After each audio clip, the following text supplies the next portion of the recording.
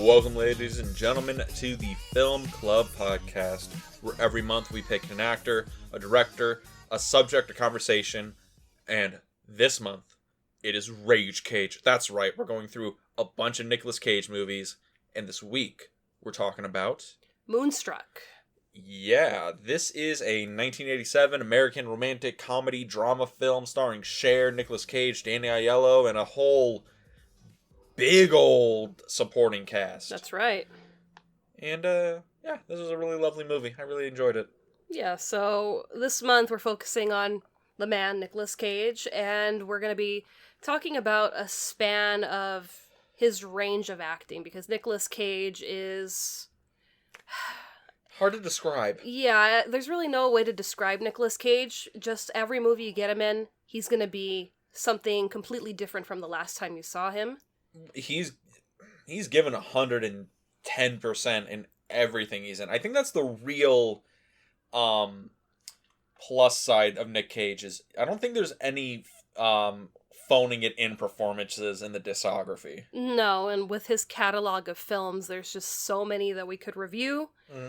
But we've got about 5 weeks, so we're gonna, pick 5 different movies to show the range of Cage. Yes, the Range Cage. Range Cage. So this week we're going to be talking about one of his early films and him as a romantic lead. Yes, this is Heartthrob Cage. That's right. Is that how we would describe it? Yeah.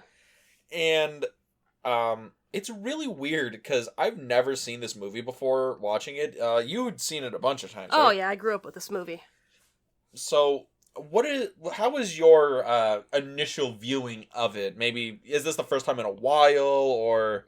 No, I'd seen it recently, so it was, my second time watching it with you, because I wanted to see your reaction to it, but I had just seen it, I think, maybe last week, because I was like, okay, we're going to do this for the podcast. You wanted a refresher to make sure it was as good as you remembered? Yeah, because I'm like, I don't know if you're going to have questions during the movie, so I'm like, let me watch it. First time, and I'm like, we'll watch it together.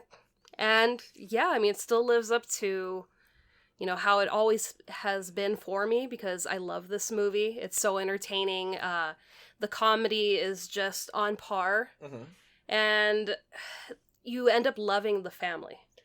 Yeah, I think that's a really big plus of this movie. The supporting cast is all great. And it's led by honestly, a surprisingly good performance by Cher. Yeah, Cher the singer. You're the only one that seems to be under the impersonation that Cher isn't a good actress. Look, I don't know if it's just I've only seen late stage Cher. Like, I've only seen Cher in, the last 10, 15 years of her career where she stopped caring because she had all the money. But those ones have been pretty bad. Again, I don't know what movies you're talking about.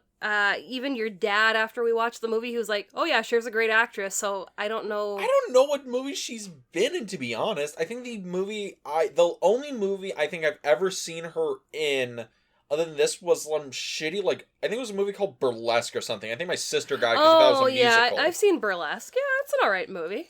I thought you were going to tell me you saw, Mamma Mia 2. Oh god, is she in Mamma Mia 2? Yeah. Oh, what the fuck? I haven't watched those movies.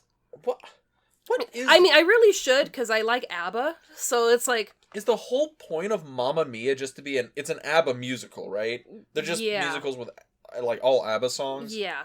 So, okay, tangent time. What is the story of these Mamma Mia movies? I have no idea. Are they I've never ABBA docs? I've never seen the play. And I've never seen any adaptations of it, so I don't know. Wait, it's a play? Yeah.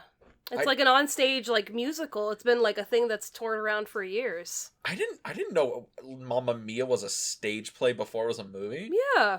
Oh, that makes so much more sense. Yeah, so I thought that was written as a fever dream by some coked out executive. No, it's been around for a very long time, and it's just it makes sense why they would bring Cher into that universe, because she's still a really great singer. Yeah, I guess. I think in Mamma Mia 2 she sings Fernando by ABBA, and you like yourself some Fernando? I like that song to begin with, but then Cher sings it, And it's like, that fucking slaps, okay? It's a good rendition. Wow, Cher be slapping, yo. We are hip. Very much so. But back to the movie. Yes. Yes, this is an ensemble piece, so it's, we really get to see the lives of everybody in this family. Yeah, we get to see the grandfather, the father, the uncles, the aunts, the mother. Mm-hmm. And I guess to give everybody a little bit of context of what the movie's actually about, Cher is this widowed Italian wife. And she's been widowed for 7 years? 7 years.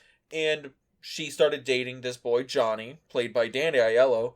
And he finally proposes marriage, and they're gonna get married. And, she's like, finally, somebody who loves me, and we're gonna get married. But he has to go see his mother because she is on her deathbed. Mm-hmm. So he has to go back to Sicily, and Palermo, to be exact. Palermo, yeah. And he gives her the job of inviting his estranged brother to the wedding. His estranged brother is Nicolas Cage.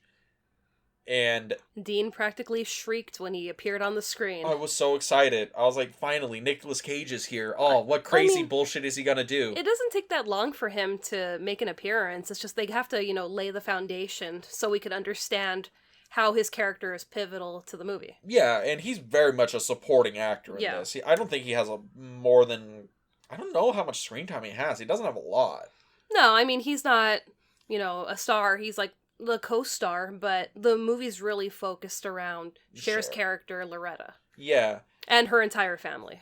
And what happens is obviously what happens when you have a young, virile Nicolas Cage. Cher obviously falls in love with him madly, and they begin an affair. And it's also not, Cher that falls in love. He equally falls in love with her. Next day he tells her, well, I'm in love with you, so it can't be the thing of, the woman just, fell in love with, no. Also, they, the first meeting they have after Nicolas Cage does one of the greatest monologues I have ever heard in cinema. And are you happy that you understand the monologue now? I do, where he holds up his hand, it's like, this hand right here, and it's... cut off my hand! Now you know what I mean when I'm talking about that. Exactly. And after the greatest monologue in cinema history, they have a conversation in his apartment, it's like, they've only known each other for 5 minutes? Yeah, 45 minutes maximum, and they're already like, DTF? Yeah, let's go. And they're just banging it out. Was the sound effect really necessary? Yes. Yes. You're gonna cut that out, right? No. Oh, God. So Moonstruck. They are, so comedy ensues, basically. It becomes a story about how Cher and Nicolas Cage are falling in love, and how they actually are in love, and where she was with Johnny because she didn't want to be alone anymore.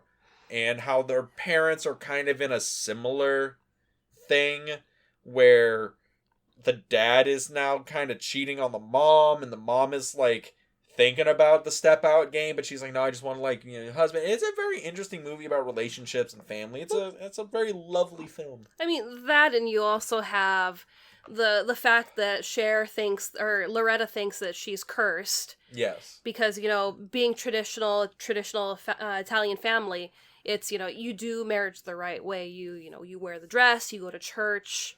You're trying to come up with a way of saying this without putting in the Italian accent. No. You gotta have the dress and the shirt and the church. It's the thing, where the man is in love with you, and eventually over time you fall in love with the man. And with this one, she gets engaged to Johnny, and her mom's like, oh, okay, you're getting married again after, kind of fell apart. Because we hear about how Cher was really in love with her first husband. They went to City Hall. Nobody else was there from the family. So she feels that because she did this, ultimately it led to the demise of their marriage because he was hit by a bus and killed. Which is a thing where she's like, oh, it was a curse, oh my lord. And her mom is like, look, you're just plain unlucky. I don't know what to tell you. It's part of the curse. It's part of the curse. And I'm like, he was hit by a bus.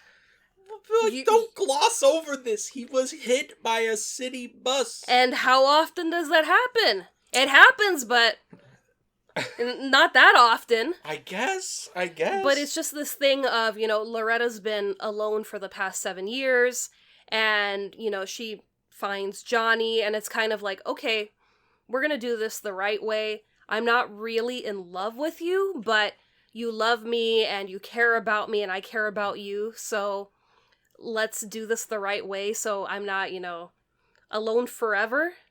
And a burden on my parents. It's like, I have a partner. And I love that, I'm going to jump to kind of like the middle, close to the climax of the movie. Yeah. Where Loretta and Ronny are having an argument. And, he's like, don't marry him because that's the safe option. He's like, you deserve to be with somebody you actually love. And she's like, you showed up too late. And he's like, I'm right here. And it's like, you're too late, though.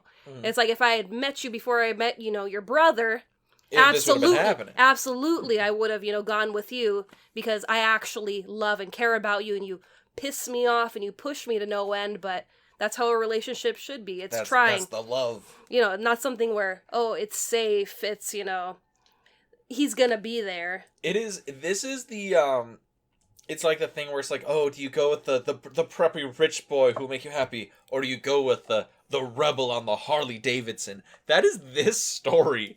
Just like... No Harley, though. Not yet. I'm convinced that Ronny has a motorcycle we just did not see. I mean, dude loves the opera, and if he's gonna be all, in the bakery all day baking, hell yeah, he's gonna save his money to get those nice, sweet box seats in the opera that cost an arm and a leg. Yeah, but he's the kind of guy who wants to roll up at the opera in like the cleanest tuxedo you ever seen and hop off that motorcycle, puts the helmet on, and then, being like, yes, ladies, I am literally James Bond with my tuxedo, motorcycle, and the Nick Cage charm. Come on, Booze. I don't think so. Oh, so savage. But we have them as our main characters, and then we have Loretta's parents, played by Olympia Dukakis and Vincent Gardenia? Gardenia? I think it's Gardenia. But yeah, her parents... Vinny. Rose and Cosmo, and they're going through their own struggles of being married for such a long time, and... Cosmo being kind of a schmuck. Well, I mean, Cosmo, basically hitting middle age and kind of, freaking out, and it's just that whole ordeal of, you chased me forever, you wanted to be the only person in my life, you wanted to be my husband, and now that, death's kind of on the horizon, it's near, you freak out, and now it's, I'm gonna go chase younger women, because that makes me feel more younger. Okay. Speaking as a dude, I'm like, that's so, I'm not gonna say, like mean, but that's, like, really simplistic. But that's what he does in the film. I'm not saying all men. Oh, I'm saying I get that the character of Cosmo, like... because we have his brother-in-law, who is Rose's brother Raymond, who's been married to his wife Rita, and they're very much still in love. Yeah. And it's just to show, the parallels of, okay, well, they've probably been together just as long as Cosmo and Rose have, but they're still very much like teenagers in love. Mm-hmm. So you see that difference of... It's about keeping the passion alive. Keeping the passion, but also when your partner starts to kind of fall out of love with you, and that struggle of, I love my partner, but what do? Do I also stray, or do I stick with my values? And that's what Rose makes a point of when she meets the other man, and he's, well, can I come in? And she's like, laying down the charm. And she's like, nobody's home, but she's like, I know who I am as a person, and I can't have you come into my home. I can't be that person. Yeah, and I think that's kind of the smart thing about this movie. It's probably why the movie works, because if it was just a story of a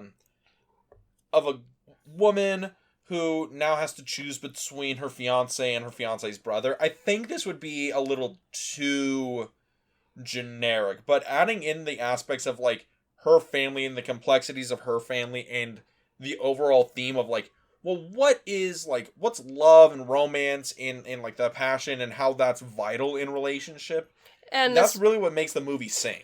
Yeah, and I mean, you get a lot of influence from the parents where, Cosmo's, out running around doing what he wants to do because he feels like, I really haven't accomplished anything in my life, so I may as well have a good time while I still have time. And Rose is just like, imparting the wisdom on her daughter.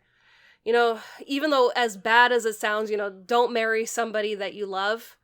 It's just, I understand where she's coming from because she married somebody that she loved, and now he's hurts her. And he's hurting her. He's straying away, and it's just that anguish of, I want to talk to you about this and tell you to stop, but it's like, you might also leave as soon as I tell you to stop. Well, what's that old saying? The people who can hurt you the most are the people you love the most. Yeah. And it's really true in how this movie is portraying it. And I just wanted to say, for the record, because Boo always thinks I hate every movie she picks, I really do like Moonstruck. I think this is actually a good movie, and I think it held up really well. Yeah, and I mean, you were surprised to see that it won 3 Oscars. Yeah, okay, first of all, what the actual fuck? Full Metal Jacket came out this year, people. It wasn't even nominated for Best Picture. Fatal Attraction came out this year, but it's a special story. And even though you were like, it's a romantic comedy, it's a romantic comedy, but it's more complex than, the romantic comedies that we have right now, where it's just the two characters. Way better than any of the romantic comedies now. Exactly. 90% of mainstream romantic comedies now are shit. It's like the 90% of mainstream comedies now are shit. Well, that and, a lot of things get repeated over and over. This one is so unique because it's the entire family and seeing the struggles of just about everybody in this family, except for Grandpa, because Grandpa's on his own. It's just him and his dogs. So we don't see, the dynamic of him and Grandma. Well, I think his whole thing is how do you deal with life after somebody's gone on? After loss. After loss, yeah. And he replaces her with his dogs and all that stuff, and he's living with Cosmo is his son, so he's seeing his son stray and kind of not only stray on his wife, but really the family, because he's becoming more and more. What's the word that I'm looking for? I say scummy. No, not becoming a little bit of a scumbag. No, not scummy. He's becoming more isolated. Because that's how we first meet him. He's asleep in the living room listening to records, and Rose is up in bed. And it's just this whole thing that, we hear from Rose as we're meeting her for the first time, that this is what he does. He drinks, he listens to his records, and he falls asleep in the living room while she's up there alone. And it's just, you see, the isolation just within the house. And it's just like, yeah, probably at one point he was probably an attentive father, husband, and now it's just kind of like, I'm going to do my thing over here and let time pass by. Yeah, honestly, I think the supporting cast is great. They're phenomenal. And phenomenal. But Rose, Olympia Dukakis won the Best Supporting Actress. To talk about the man, the myth, the legend, Nicolas Cage. This is Nicolas Cage month. We've given our props to the movie and everyone. And this isn't his, first feature film that he's been in. Oh, God, no. This was already down the line for him, if I'm not mistaken. Yeah, so, he's been in films before, but this was his first Oscar-nominated winning film. I believe so, because Moonstruck comes out in 88, is what we said? I think it came out in 87, and we saw the 88 awards. Oh, because that's, the 88 awards. Yeah. Yeah, because in 1987, this is what comes out, right? He's in Peggy Sue Gets Married, that's directed by Francis Ford Coppola. He's in Raising Arizona, directed by the Coen brothers. Mm-hmm. And he's in Moonstruck. All that is in, 1987. Yeah. And, yeah, this is his Oscar performance. That's what he gets nominated for. He gets a Golden Globe nomination for Best Actor in a comedy musical. But 87 really is the year that Cage kind of breaks into, I guess, mainstream actor status. Yeah. Because before this, he's in, Racing with the Moon with like Sean Penn or something, or he's in like The Cotton Club or Birdie. He's in movies that were good, but they're not increasing his star power. Raising Arizona increased his star power. Moonstruck increased his star power. And I mean, while, Nicolas Cage always puts in 150%. Yeah. We see that in this movie because he's not just the generic, oh, this is my brother, and now our lead actress is going to fall in love with the brother versus the person she's actually with. It's like, no, he's a complex character. And it's not like he tries to sugarcoat it. He goes full tilt at this character. Yeah. And it's just like, oh, you're not just eye candy. You are just so complex. I'm trying to, untangle this web that we have. Oh, okay. I want to mention something, okay? Because Nicolas Cage has eye candy because, again, I'm a dude. Yeah. And I don't really know. Like, young Nicolas Cage, he's a unique looking person. Hot. Really? Yes. Just straight up, he's like, he fine? Yes. Really? I mean, weird. Yeah, he's got the piercing eyes. He's got, basically a chiseled jaw, really good cheekbones. It's just, he's got the smolder down. He's got that James Dean smolder. Exactly. He can brood. So it's like, he's a very attractive man. And especially in this movie, it's like, yeah, compared to, I don't want to, crap on Danny Aiello, but it's just, they're only supposed to be like a couple of years apart. Danny Aiello and it looks so much older than Nicolas Cage than Cher. I don't know how old Cher was in this. Cher was a decent amount of years older than Nicolas Cage. And that's why people were like, really? We thought they were around the same age range because Cher doesn't really age. Yeah. She's got phenomenal genes. She looks amazing. She still looks amazing. Also, I mean, you gotta say, when you have that much money, your plastic surgeon is one of the best in the business. Because I looked this up right now. So, Cher was born in 1946, and Nicolas Cage was born in 1960-something, 67, I think is what it said. You have to scroll back up. Sorry, 64. So, they're like almost a 20-year age gap between the two of them. And honestly, Nicolas Cage was 24 at the time of the filming. Mm-hmm. So Cher was already pushing like in her 40s? In her 30s, yeah. There's a 20-year age gap there. She's in her 40s. Yeah, so I mean, there's an age gap, but, comparative the two brothers, he looks a lot younger than Danny Aiello in the movie. Yeah. Danny Aiello was probably like very much in his, oh god. In the 30s. Danny Aiello was born in 1933. Sweet lord. So he was like 55? Wait a minute. Oh my god. How young, okay. How old was Johnny supposed to be in the movie? I don't think they say, because I think there's a part at the very end of the movie when him and Ronny are arguing, and he says, I think Ronny's like 37. So Loretta must be maybe in her early 30s. Yeah, well, yeah, they make a point that she is like, she got married in her 20s, and like 7 years down the road, now she's, in her 30s. So she's in her early 30s. So it's just the thing of, I mean, yeah, they try to make her look kind of more on the matronly side because she is a grieving widow, so... She has, like, the little bits of gray in her hair, and you can... She, dresses very modestly. I mean, it's also winter in New York, so... but you can tell, like, the makeup they put on her is the kind of makeup you put on an actress to make it look like they don't really put on makeup. It's to make them look like frumpy or whatever. Yeah, and then we see how once she starts to fall for Ronny, as she goes to the salon and she's like, you know what, pretty me up. Pretty me up, and, okay, take the grays out of my hair, and her salon, beautician. Her beautician is, over the moon, finally. So we see this grand reveal of her without the grays and with the makeup. The new dress and all these other things. And it's just like, she's still equally as beautiful as she was before she had that transformation. Mm-hmm. So it's kind of like, you can't say, oh yeah, that really knocks some years off of her. It's like, no, she just looks... It literally looked like she just dressed up for the night, which I think is a better way to do it, because I kind of...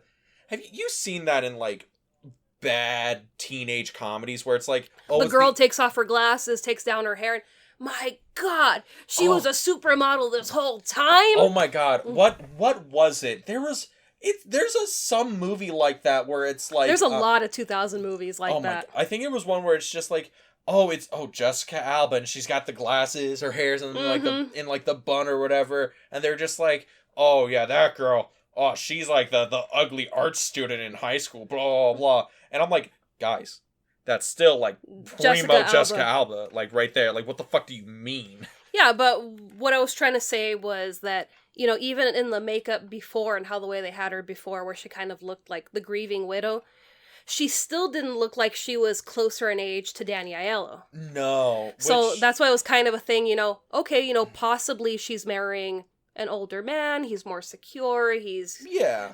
And it's just, you know, you have this, okay, now she's really into Ronny, who's kind of like the shiny sports car, you know, a little wild, a little dangerous. Yeah. Really nice lines. Really nice lines. I like, all right, yeah, we get it, boo. The young Nicolas Cage can really fill out that tank top. Hey, you were the one that made a point. You're like, my God, look at him in that tank top. He is ripped. It is, again, I don't know if Nicolas Cage has ever, like, gotten shredded for anything, but he's in, like, really good shape for being this young. I just wanted to point out that, you know, it's just weird to see young Nicolas Cage, because all my Nicolas Cage lore basically is National Treasure and Up. Okay. So, you know, I've never seen like ripped Nicolas Cage. It's weird. I mean, you were kind of crushing on it. You were like, "Whoo, look at him in that white tee." I was not crushing on a white tee Nicolas Cage. Calm down now. And I mean, we get him in a tuxedo. We get him morning after the opera, where he's still kind of in the tuxedo, but he's got like the flannel jacket on. Yes, where he has to reassess his bad boy persona. It works. It does. But I just wanted to point this out because, like we were saying, Danny Aiello was like in his 50s during like filming of this. Nicolas Cage is like half his age. He's like 24. Yeah. And like Cher's in the middle. She's around 40. So it's just really weird to think of that kind of age bracket, you know? Because do you think this was meant to just be a Cher star vehicle? And that's why they cast her? Because I don't know if Cher would be the first choice of we need a romantic comedy lead. Because I don't know really her big you're just hating on Cher. Look, Burlesque was a really bad movie, alright? I'm sorry. Jeez. No, I think it's a movie, or it was a script that won the Oscar, by the way. Yes. It beat out Fatal Attraction, Full Metal Jacket, and I'm very angry about this. You're the only one that's angry. I'm happy that it won the Oscar. Life happens. But, yeah, I mean, it shows how versatile Cher can be. We have the superstar, and we have Cher as the actress, who she could be Loretta, the widow, who's kind of afraid to move on, but knows that she needs to. Yeah. And it was a point where they didn't want Nicolas Cage in the movie because he was still really, you know, he was in films, but he wasn't like... He wasn't a proven commodity yet. Yeah. Like, Danny Aiello had history, everyone else had history, Cher had star power, and Nick Cage was like, hey, you're Francis's nephew, but no one really knows that. That, and it was kind of like, yeah, you've been in movies, but you're not really a leading man yet. And I think that goes with any job where they're like, you need experience, and it's like, you have to have your footing somewhere. Someone has to give you a break. And Cher's the real reason that he's in this movie, because she said, you know what? If you don't let him be in this, I quit. Really? She threatened, and I think in like 2-ish days, they were like, okay, you could have him. So without her pushing for him, it could have been anybody that they put in this film, and they probably wouldn't have had the chemistry that, you know, her and Nicolas Cage had. Yeah, and it's really good chemistry. And also, they play so well off each other, because so many of their scenes are just hilarious. Like, the movie is actually pretty funny. Like, a little bit surprising, because, you know, movies 30, 40 years old, something like 30 years old. You and your comedy, you know, oh yeah, things are funny now. And it's like, no, comedy, you know, has been... No. It didn't age poorly. Because comedy can age very poorly. It can, but not in this one, because it's not like they're tying it into a lot of things. Like pop culture, politics. It's just very much things that you deal with on a daily basis. Familial comedy, things like that, that's little bit more timeless. Like when she calls him a wolf, and she gets that from seeing the couple that owns the liquor store. Yeah. Where the wife calls him a wolf, and, you know, they're kind of having this argument, but they've been around, and he's just like, you know what I see? He's like, I see the woman that I married however many years ago. And then, you know, she kind of retains that as she calls him a wolf, because, you know, he's very animalistic with flipping the table and kind of flipping out. And it's the great setup to the gag that comes, 20 pages down the road. Mm-hmm. It's really well written. Like, it winning the Oscar for Best Screenplay, yeah, I think it might be a little weird, but yeah, it's deserved. It's a well-written screenplay. It's very strong. And it's just, okay, he's the wolf. He's cut off his paw, which is genius when she's kind of building it. About how, his girlfriend left him. I had an issue with that, because she's like, Ronny. You wanted to cut off your hand. You did that because you didn't want to be with this woman. You're like the wolf who chewed off his paw.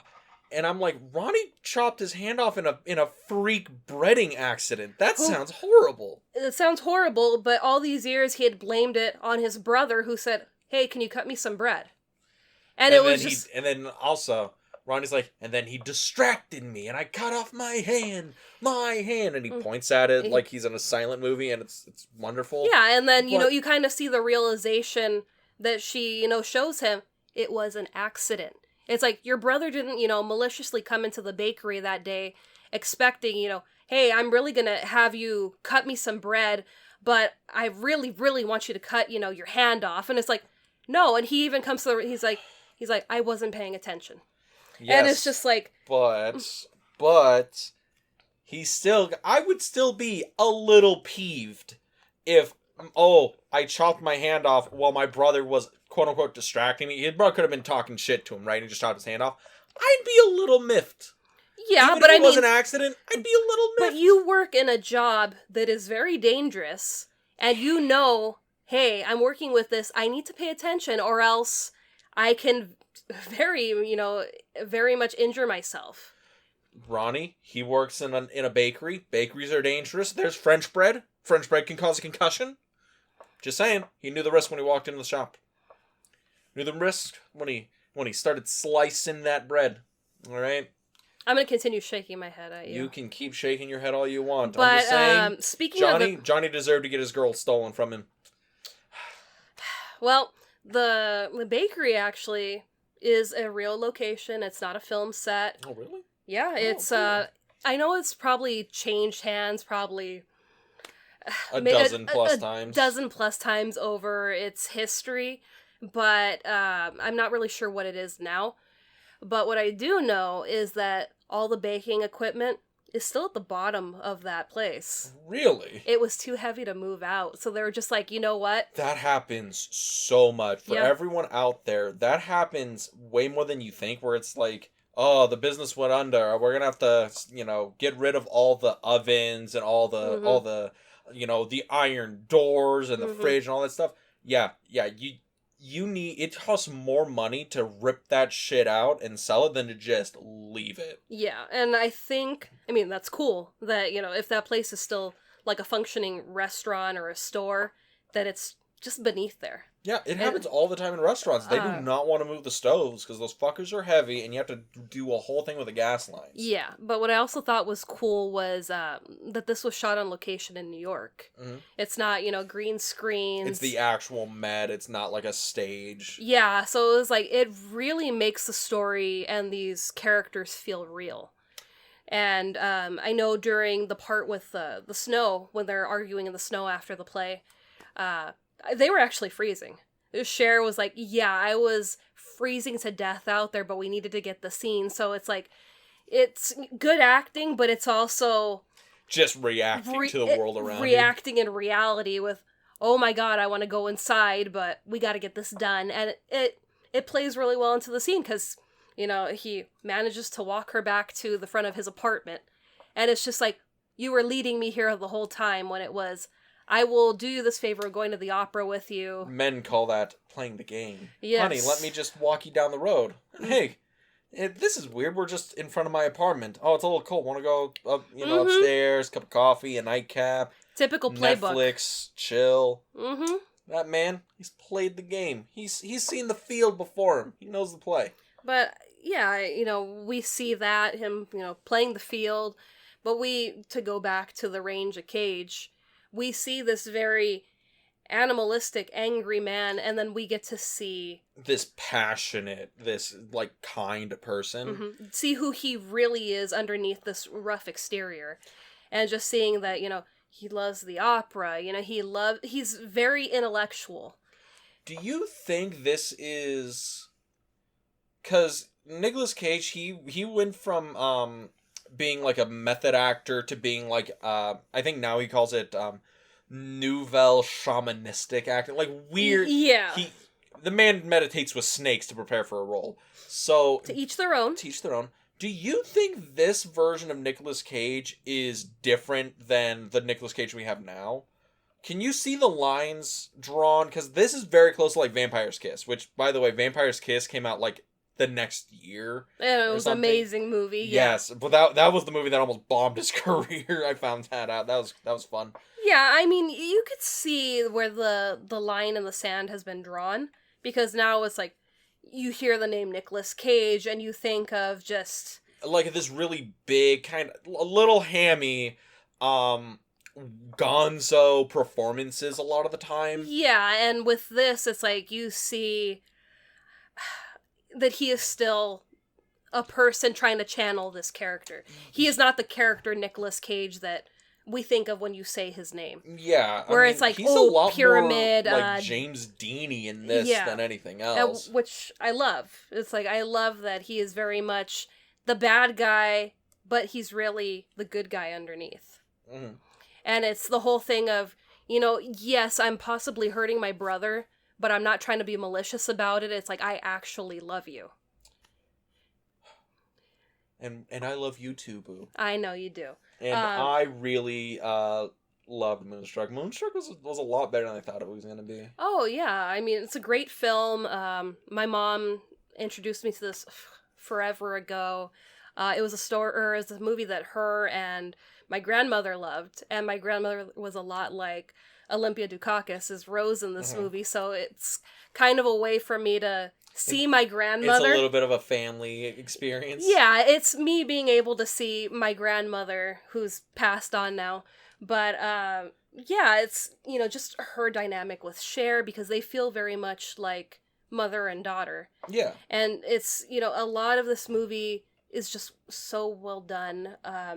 John Mahoney, who plays the man that keeps getting rejected in the restaurant. Oh, I love it when he gets hit in the face with the water glasses. And it's every time they go visit that restaurant, he's just getting rejected by these younger girls, because that's what he does. He chases younger women. Yeah. But John Mahoney is Frasier's dad in the sitcom.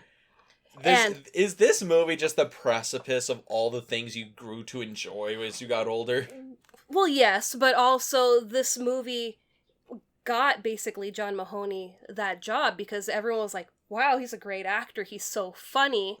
And it was kind of the same with Nick Cage. It was oh wow, I saw him for a second in Ridgemont High. I've seen him in some of these movies, and it's wow, no, he's a whole different caliber of an actor. He's somebody that you can tell is very committed to the role he's in, even if it's asking for him to do some gonzo shit, he'll go there. Yeah, and I think that's why this movie did so well and won Oscars, because... And spent 10 weeks at number 1. Yeah, it's a phenomenal movie with a phenomenal cast. I mean, like I said earlier, even Grandpa, we don't get too much of a story on him, but he's hilarious. Yeah. And in the parts that we get him in. And it's just, yeah, it's a great ensemble piece that I love very much. Man, I like talking about Nicolas Cage movies. I know, that's why we're doing a month of Nicolas Cage movies. What are we watching next month? Or next week? Well, No, next month. We should just make it like the rest of the year is Rage Cage year. I mean, he has so many movies, we could probably do that. I think he has just crossed the 100 performances as a leading man. I think that's what he said. But I don't know. I'd have to look it up. But next week. Yeah, so this week we did, more of the romantic leading man. Well, yeah, the supporting Cage, the birth of mainstream Cage. But, romantic, so next week I think we're going to do action hero Cage. Action Cage. Which means we're going to be watching Con Air. I'm so excited about this. I've never seen Con Air. And Dean is, I love Nick Cage so much. Oh my god. Really enjoy him. I've never seen Moonstruck. I've never seen Con Air. Never seen it. And I want you to know this. So, in the long ago, in another podcast, I had mentioned I had never seen Con Air. And my co-host on that show, David. Hi, David. Literally was like, I've lost so much respect for you because you've not seen Con Air. And I'm like, what do you mean? And he's like, it is the perfect film. I think he unironically told me Con Air is the perfect film. And I need to see this. I mean, I really like Con Air. I don't know if I have more influence because this is more of like a family movie to me, Moonstruck, where I feel like I prefer Moonstruck over Con Air. But they're also two very different films. Vastly different, I can imagine. But the performance is equally as great in Con Air. I cannot wait to watch this movie. Hopefully, everyone, you can't wait either. Where can they go to find us? Well, if you want to listen to us on a different platform than you currently are, you can find us on Anchor FM, Apple Podcasts, Spotify, and we're also on YouTube. Yeah, we're on our YouTube channel, The Film Vault. You can show up, listen to this podcast on The Film Vault, comment on our episodes on The Film Vault, or subscribe and do other cool stuff like that. Yeah, and if you want to follow us on social media, where we post our adventures, memes, other funny things, you can find us at The Film Club Podcast on Instagram. And with that, we'll see you next week at the Film Club. Peace.